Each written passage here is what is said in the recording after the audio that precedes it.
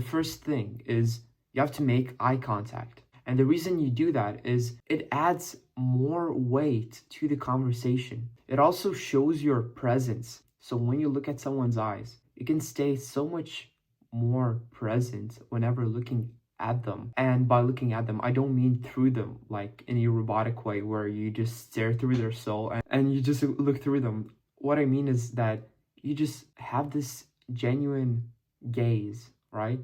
And it just adds more substance to what you're saying whenever you look at someone.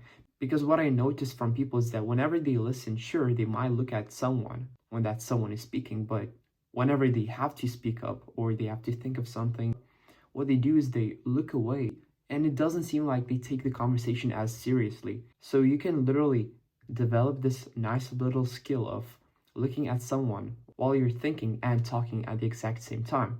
The second thing is show your genuine smile. Showing your genuine smile before you enter a conversation or throughout the conversation, whether you feel like it or not. I think this little brain trick saves you so much brain power. And so you reflect the energy that you have inside of you. Have you noticed that whenever someone enters a room and they're quite negative, they don't have to even say anything, but if they are feeling like shitty as hell, you can feel the atmosphere of that. But whenever someone enters a room and they're like very excited and they're very happy about whatever the thing would be, you actually kind of feel that excitement as well, because mood is contagious. It's also going to get you into a flow zone where you can talk creatively and have this wit inside of you, this more of this presence, you know? So just show your genuine smile. The third thing is you have to stay curious. You have to show genuine interest in what the other person is saying. Not only is it going to make the other person feel way better and more open to the conversation, feel like they can trust you way more because you're actually curious about what you have to say and they know that. Not only that, but you're also are going to get more insights from the conversations that you have. You'll have more growth points, you'll get more growth XP whenever you actually are interested in what the other person is saying, because you can pinpoint some details that you can take away and you can get insights from that.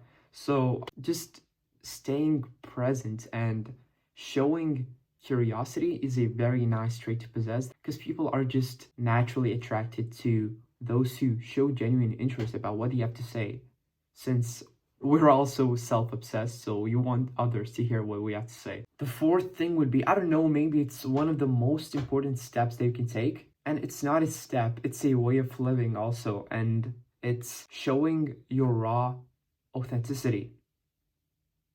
Not only is it going to weed out the fake people, weed out the crabs who try and drag you down, but it's going to keep the realest of the real, you know? And it's going to bring in more authentic people into your life whose words align with their actions, who are not afraid of saying their faults and actually trying to improve themselves.